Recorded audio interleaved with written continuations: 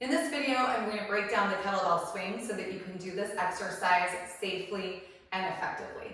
Before we get started, I hope you're joining me on your feet so that you can practice along with me and follow all the form cues. So make sure you're in a space with a little bit of room to move, and hopefully you've got a kettlebell handy. I've got a 25-pound kettlebell. Anything from like a 15, 20, 25 is probably great for practicing with, especially if you're just learning the movement. So get ready to go, and then I'll just give you a few of my top pointers right off before we start moving. The first thing is to know for sure that even though you'll have a weight in your hands, this is a hamstring exercise. It is a lower body exercise. So the fundamental primary movement pattern we'll be working with is our hip hinge.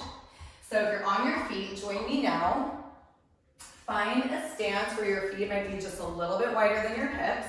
And then I actually suggest putting your hands on your hips like this with your fingers pointing down.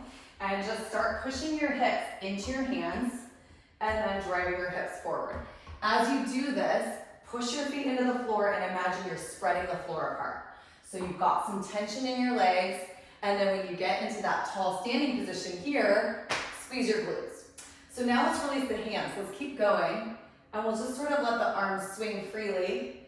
And notice, I'm not really like moving my arms. I'm just letting them swing as my hips move. So that's a lot like what's gonna happen.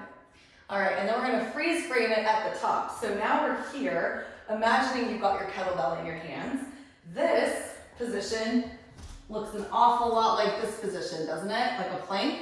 So you want that total body stability and tension when you're here. So if you're gripping a kettlebell in your hands, your feet are firmly planted, your glutes are squeezing, quads are on, ribs are gonna be tight, shoulders are down and back, and you're in a standing plank, okay? So I want you to have those things in mind as we get going, that you're working your legs and hamstrings, your hip hinge is powering the movement, and at the top, you want total body tension, okay? So if you're still working on developing core stability in your own exercise routine, I highly suggest doing some core warm-ups before you get going with your swing. Make sure that you've got this area of the body activated, all right?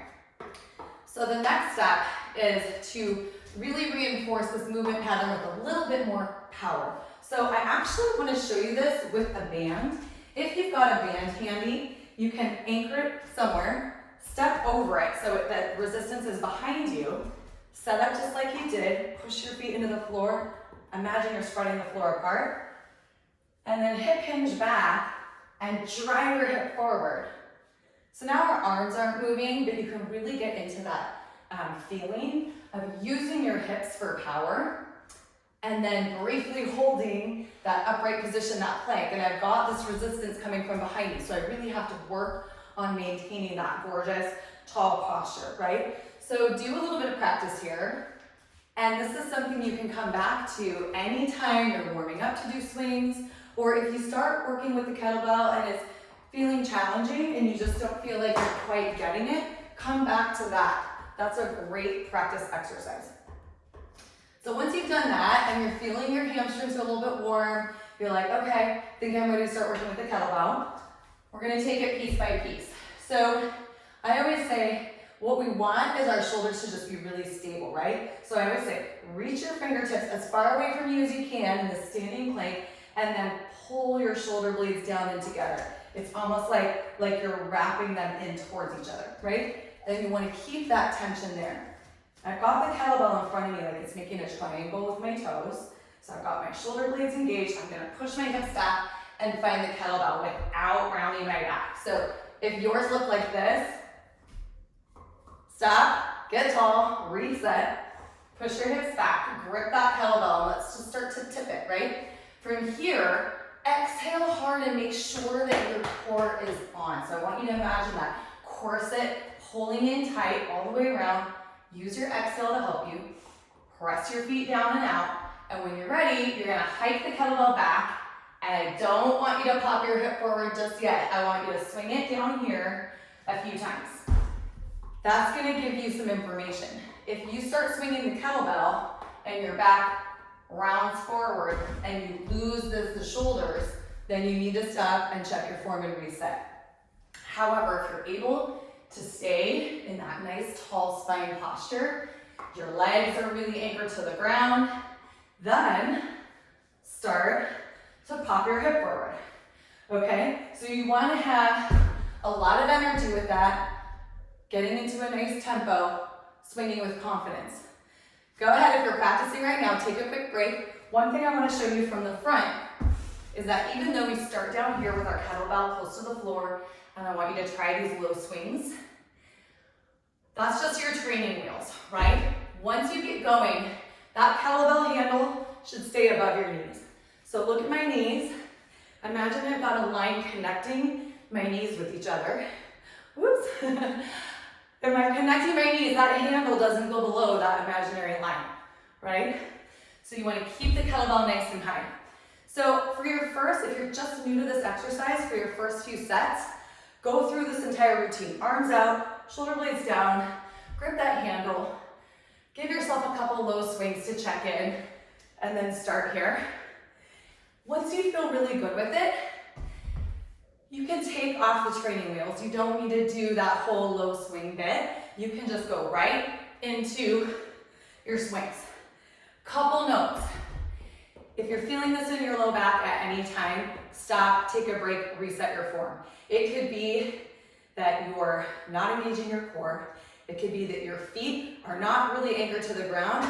You need to get those legs working to support you. So check your form, maybe go down in weight, go back to the band version, try that. Work on it a little bit more, work on your core strength, and come back to it. You should not feel straining in your low back at all. If that's happening, another thing that could be going on, so you might just be bending too far forward and making it a little bit too big. I'll show you with the small one. Just, I've seen some really wacky things where there's just like no stability in the body. So remember, you want to be in that plank at the top and keep your spine nice and long as you swing through. So that's number one. Number two, if you're feeling your arms working a lot, like you're really pulling that kettlebell up, you need to focus on the legs. One way you can check yourself for that is to use a towel or some kind of strap or something like that. Fish that through your kettlebell handle.